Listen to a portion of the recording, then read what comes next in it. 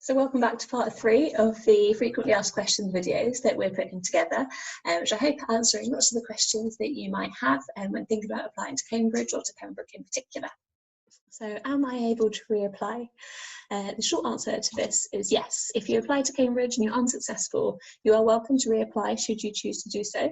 You can either apply to the college that you had applied to previously, or you're welcome to apply to a different college. It's really entirely up to you. You are able to request feedback after your application. So if you are unsuccessful and you do think you want to reapply, we'd really encourage you to request that feedback. It's worth noting that some colleges have got deadlines by which you need to request the feedback. So after you find out the outcome of your application in January, if you do think you might want to reapply, I'd encourage you to request that feedback as soon as you can. So what is the winter pool? Basically, the winter pool is a means of moderating applications to make sure that students aren't disadvantaged if they've applied to a college that's particularly popular for a particular subject in that given year. It's an opportunity for other colleges to also consider your application. So candidates that apply and are strong candidates, but who the college they've applied to feels might do well at Cambridge, but who they don't have space to give a direct offer to, they're the candidates that may get placed in the winter pool. Other colleges can then consider your application and may well choose to give you an offer. As a result of the winter pool process, around 20 to 25% of the students who apply to Cambridge and who go on to receive an offer actually receive their offer through the winter pool from a college that's different to the one that they applied to originally. And as a result of this, it's another reason to not stress too much about your college choice decision. So another question that we get asked quite a lot is, what should I include in my personal statement? And the first thing to say is that essentially we expect your personal statement to be focusing on your supercurricular exploration of your subject. Now, by supercurricular, what we mean is anything that you've done to explore your subject beyond studying relevant subjects at school. So further reading that you might have done, or exhibitions that you've been to either virtually or in person, TED Talks that you've watched, challenging math problems that you might have solved. They're all the sort of things that we're looking for, what we're particularly interested in hearing about in your personal statement. And we're also interested in hearing an analysis of what you've learned from all of this supercurricular exploration that you've done. Now, at Cambridge, we don't expect students to tell us about their extracurricular activities, so the hobbies that you've got. But of course, we do acknowledge that other universities might be interested in hearing about this, and we therefore don't mind if you include this as part of your personal statement. If you do, though, the other universities that you're applying to that might be interested in this will be particularly interested in hearing about the transferable skills that those extracurricular activities or your hobbies have given you. So that might be something that will be worth focusing on that part of your personal statement if you choose to include it. It's worth noting, though, that this shouldn't take up too much of your personal statement, and that at least 2/3 of it should be focused on academic content.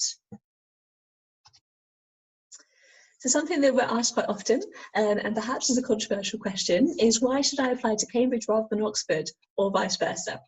And the most important thing for you to consider when thinking about which of those two universities it is that you'd like to apply to is the course. And one of those courses is likely to be more suited to you, and that's the thing that's most important when picking the universities that you apply to. So have a look at the course content, the course structure, and the one that you feel is a better fit for you is likely to be the better university for you to apply to. The other thing to think about, if you really can't make a decision based on the course, is the city that the universities are in. It's a city that you're going to be living for at least 3 years. And so if the courses are much of a muchness to you, you like the sound of both of them, then have a think about the city and which one it is that you'd rather spend those 3+ years in. Do I need to have work experience? So no Cambridge courses have a requirement of you having work experience in order to apply and be considered for them. For some courses it might be helpful, so it could be helpful for medicine or for veterinary medicine, but again, it's not an absolute requirement, and we don't specify if you do decide to do something about what that thing should be. So you may, for example, be able to get some work experience at a doctor's, but we appreciate that might be difficult for some people. So perhaps helping out in a care home or volunteering with a youth group or things that develop your communication skills might be equally interesting. And this will be something for you to talk about in your personal statement if you do get the opportunity to do it. If it's not relevant for the course that you're applying to study, then of course we absolutely don't expect you to have it. So a question that we get asked a lot is, what are we looking for in candidates when they come to interview at Cambridge? And the most important thing to say here is that the things that we're looking for in interview are the same things that we're looking for in the rest of the application process. So essentially, we're looking for students who are academically able and have potential in the subject that they're hoping to study with us. We're also looking for students who are genuinely interested in that subject. Obviously, this won't be coming as a surprise. We're looking for students who like what it is that they've applied to study and who are going to be motivated to go to their lectures or their labs, to do their work for their supervisions, to write the essays that they're required to do for their course, and who are going to hopefully enjoy doing that because they're genuinely interested in the subject that they've applied to study. And then we're also looking for students who are able to think critically and independently. And what we mean by that is that we're looking for applicants who can apply information they already know to new scenarios, who perhaps are able to construct logical arguments, but also keep their minds open to new ideas. And if they're presented with information that challenges something that they thought, then perhaps to reevaluate and see whether or not their opinions might change on those things. Something that might be really helpful for you to do if you are invited to interview at Cambridge is to practice thinking out loud. So thinking out loud in the interview is really, really helpful for us because it means that we can see how you approach things and we can understand better your thought process. So it might be something that might be worth practicing in advance of your interview if you're invited. So thank you for watching this video. I hope that you found it helpful and that it's answered some of the questions that you may have had. As I said at the very start, if you do still have questions that we haven't addressed here, then please do feel free to get in touch with us.